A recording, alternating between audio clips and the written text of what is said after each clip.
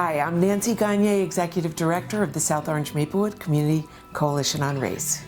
And I'm Audrey Rowe, Program Director for the South Orange Maplewood Community Coalition on Race. And today we're going to share with you 5 tips on how you can infuse your community with integration, improvements, progress.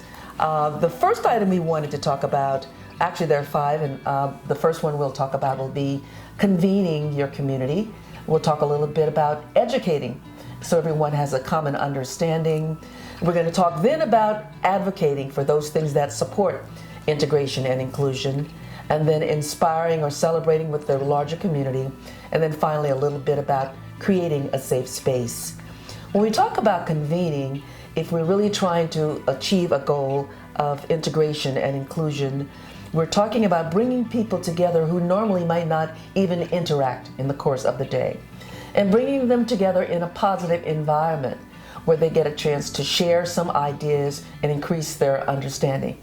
Also inviting people into the space who normally might not be there. And sometimes that takes a little bit more work. So you have to understand who's coming, who's not coming, and then figure out a plan to go and invite the others in and help them to feel welcoming. Thanks, Audrey. I'm going to talk to you a little bit about educating the community. We've been doing this work for 25 years, and our guiding principle is intentional integration, and it does mean that we work in all areas of community life. And some of the ways that we work on educating people is hosting conversations on race, events like talking to children about race, anti-racism and anti-bias trainings. We bring these out to the community because in order for us to make progress on equity issues within an integrated community, everybody has to be on board with what it means to be an anti-racist.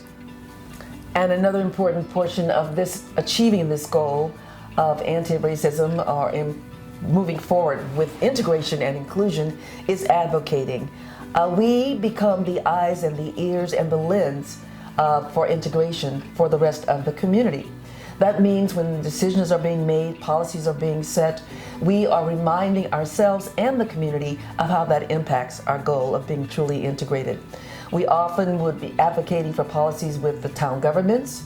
It may be a particular ordinance that has an impact racially that no one really realized. We work with the school district.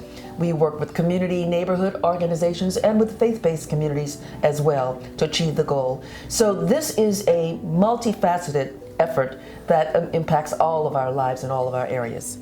So as much as we try to bring people together and build relationships, sometimes we do have to challenge existing policies, practices, cultural norms in the community in order to achieve our ultimate goal of racial equity and true inclusion. One of the more fun portions of our job would be inspiring, and we do that often through celebrating events, celebrating achievements in our community, and celebrating historical milestones.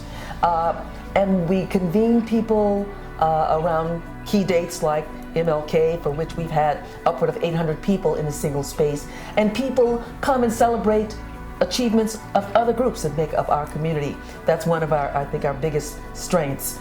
We're not only celebrating, but we're also inspiring people to take action, because celebration without any follow-up is just that. It's a momentary thing, and so we're looking for sustained results.